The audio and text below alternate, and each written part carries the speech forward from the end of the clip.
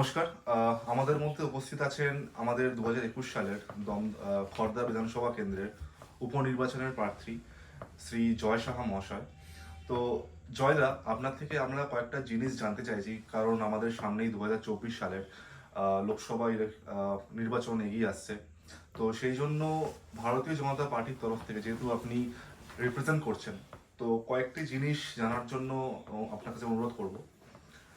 যেমন হচ্ছে, আহ, এই ভারতীয় জনতা পার্টি যে পরিবর্তনের কথা বলছে, পরিবর্তনের পরিবর্তন, তৃণমূল সরকার পরিবর্তন নিয়ে এসেছিল।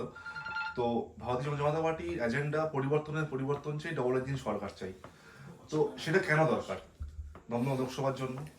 দমদম লোকসভায় এর আগে প্রমাণিত, আমাদের যখন সাংসদ ছিলেন তপন শিকদার মহাশয়, উনি দেখিয়ে দিয়েছিলেন যে কিভাবে একজন মানুষের জনপ্রতিনিধি হওয়া যায়, দলমত নির্বিশেষে প্রত্যেকের জন্য কাজ করে, প্রত্যেকটা জায়গায় ছুটে গিয়ে সাংসদকে যে এলাকায় দেখা যায়, সাংসদের কাজটা কি, সাংসদের ভূমিকা কি, প্রত্যেকের পাশে থেকে, সাধারণ মানুষের পাশে থেকে সবসময় উনি সেটা বুঝিয়ে দিয়েছিলেন। তো আমাদের আলাদা করে এজেন্ডা ক্লিয়ার করার আর কিছু নেই।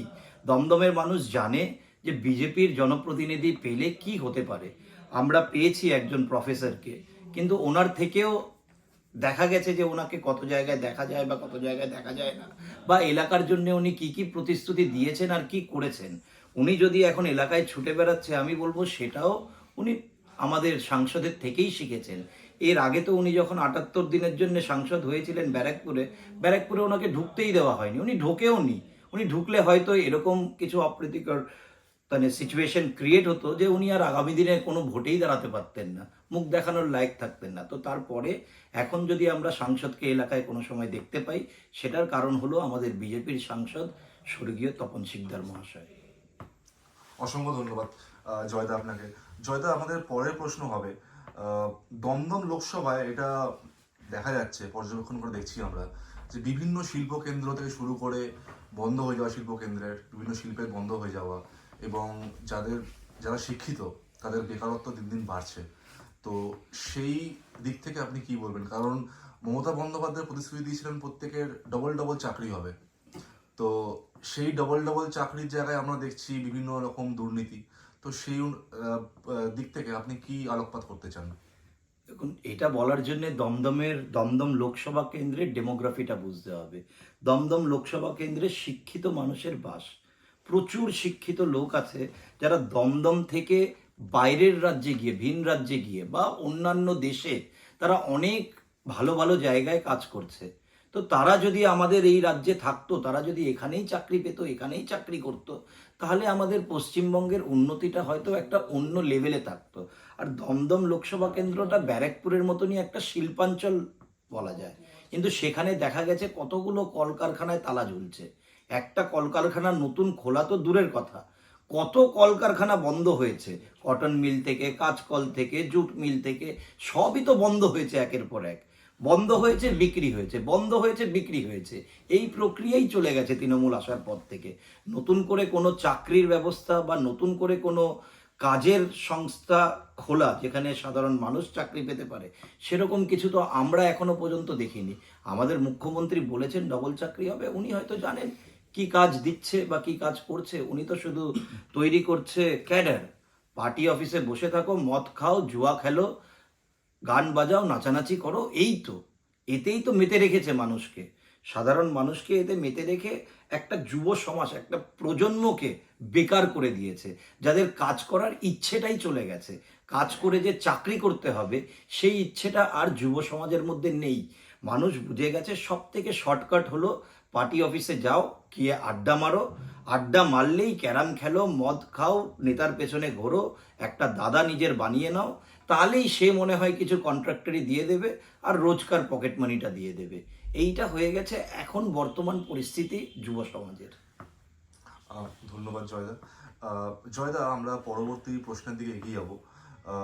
বর্তমানে রাজ্যের যা পরিস্থিতি, সেখানে দেখা যাচ্ছে হাইকোর্টের তত্ত্বাবধানে বরানগর, নর্থ দমদম, পানিহাটি, সাউথ দমদম, এরকম প্রচুর পৌরসভাতে ইডি এবং সিবিআই রেড করছে, অনেক তথ্য এবং অনেক ফাইল নিয়ে যাচ্ছে, এবং দেখা যাচ্ছে একটা বড় মাপের আহ, দুর্নীতি হয়েছে, তো রিক্রুটমেন্ট স্ক্যাম যেটা, তো সেই বিষয়ে আপনি কি বলতে চাইবেন? এবং এই সরকারটাই তো দুর্নীতিগ্রস্ত।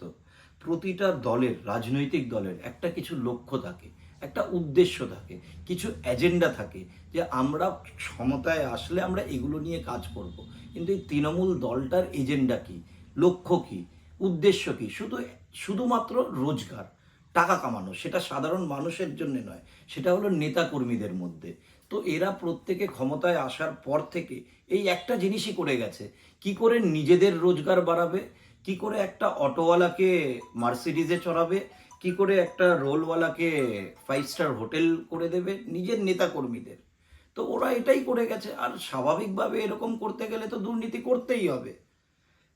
আগে হয়েছিল যে চিরকুটে লিখে দিয়ে রেকমেন্ডেশনে চাকরি হতো, আর এখন হচ্ছে পয়সা নিয়ে, পয়সার বিনিময়ে চাকরি। যারা সত্যিকারের মেধাবী তারা চাকরি পেল না, কিন্তু চাকরি করছে কারা? যারা সেই মেধার তালিকায়, মানে মেধার তালিকায় নাম আসার জন্য যে পরীক্ষায় বসতে হয়, সেই পরীক্ষায়ও বসলো না, বা সাদা খাতা জমা দিয়ে আসলো, তারা চাকরি করছে, তারা চাকরি পেয়েছে পয়সার বিনিময়। তার মানে এটা বুঝিয়ে দে, মানে এই সরকার বুঝিয়ে দিয়েছে যে তোমার গুরুত্ব আছে তোমার কাছে পয়সা থাকলে, গরিব মানুষের কোনো জায়গা নেই।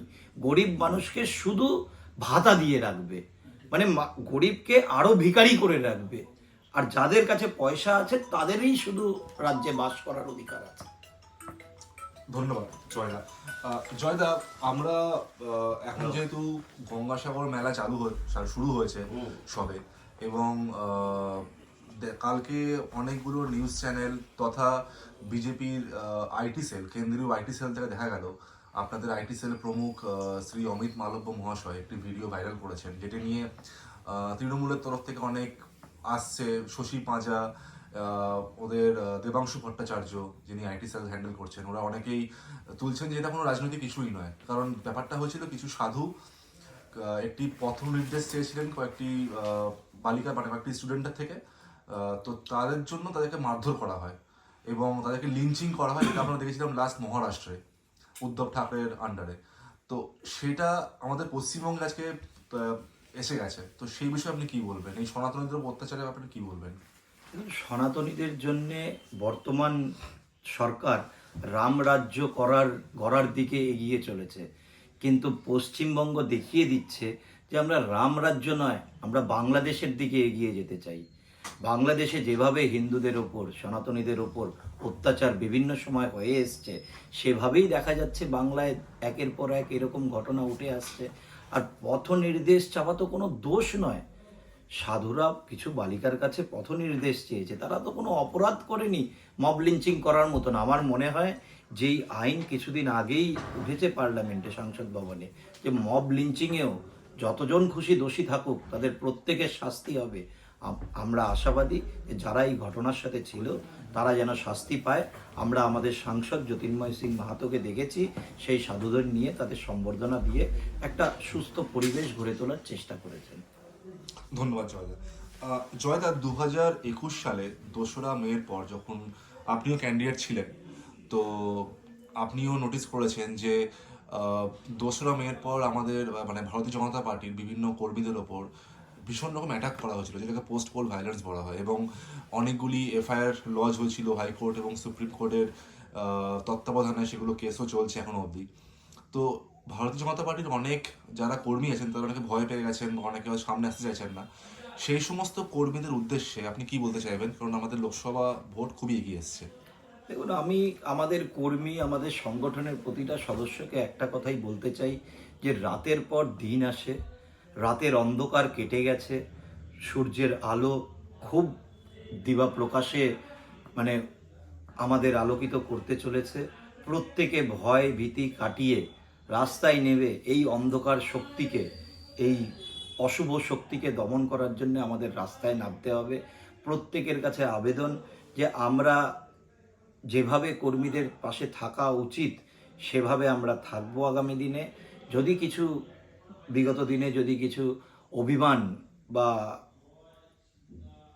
কিছু আশা প্রত্যাশা পুরো না হয়ে থাকে কারোর, সেগুলো আমরা নিজেরা বসে আলোচনা করে আলোচনার মাধ্যমে লড়াইয়ের ময়দানে আমাদের নামতে হবে। ভয় নেই, ভয় করে বাড়িতে বসে থেকে এই অন্যায়কে মেনে নেওয়ার দিন চলে গেছে। যদি আমরা অন্যায়কে প্রশ্রয় দিই তাহলে আমরা নিজেরাও অপরাধী হব। তো এই অপরাধী সরকারকে শাস্তি দেওয়ার জন্য, বরখাস্ত করার জন্য প্রত্যেককে লড়াইয়ের ময়দানে নামতে হবে। আমাদের সঙ্গে ছিলেন 2021 সালের খর্দা বিধানসভার উপনির্বাচনের প্রার্থী শ্রী জয় সাহা মহাশয়। জয়দা, আপনাকে অসংখ্য ধন্যবাদ আমাদের ধন্যবাদ, ইন্টারভিউ সবাই। দেওয়ার জন্য। ধন্যবাদ।